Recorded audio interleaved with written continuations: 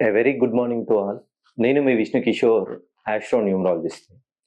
ఎవరైతే వృషభ రాశిలో జన్మించారో, మెయిన్‌గా వృషభ రాశి, కృతిక 2, 3, 4 పాదాలు, రోహిణి 4 పాదాలు, మృగశిర 1, 2 పాదాల్లో జన్మించిన వాళ్ళు ఉద్యోగం చేస్తున్న వాళ్ళు. వీళ్ళు ఎంత ఉద్యోగ ఒత్తిడికి లోనవుతారంటే ప్రతీదీ వీళ్ళ భుజాల పైనే వేసుకొని ఎంత కష్టపడినా ఎలా అంటే కాలి కింద చెప్పుల ఎంత అరిగినా, ఎంత విజయ తీరాలకు చేరాలనుకున్నా ఏదో ఒక రూపంలో వీళ్ళకి ఆటంకం కలుగుతూనే ఉంటుంది.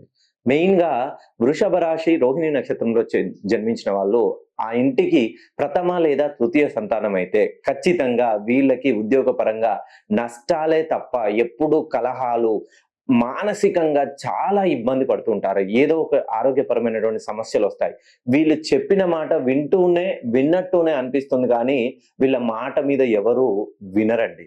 ఒకసారి మీరు వృషభ రాశిలో జన్మించినట్లయితే, మీరు వ్యాపారంలో ఉన్నా గూడా, వ్యాపారం అనతి కాలంలోనే అనూహ్యంగా లాభాలు గడిస్తారు.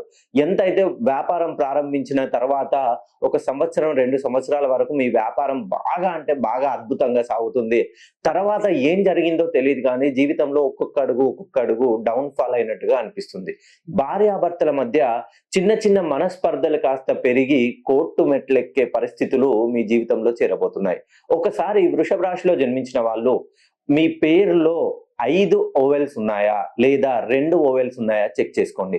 మీ పేరులోని అక్షరాలు మొత్తాన్ని కలిపితే 13, 16, 18, 31, 38 ఇటువంటి సంఖ్యలలో వస్తే ఖచ్చితంగా మీ జీవితంలో ఎదుగుదల అనేది ఒక పర్టిక్యులర్ పాయింట్ వరకు వెళ్ళి ఆగిపోతుంది. ఎవరైతే వృషభ రాశిలో జన్మించారో ఒకసారి నన్ను పర్సనల్‌గా ఫోన్ కాల్‌లో కలవండి.